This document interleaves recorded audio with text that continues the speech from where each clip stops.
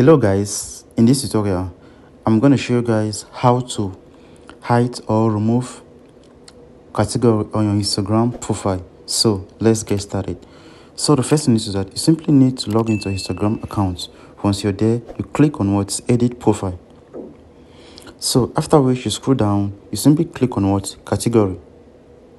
Once you're there, you are going to see display on profile. You simply need to disable this. After which you simply click on what done. You go back.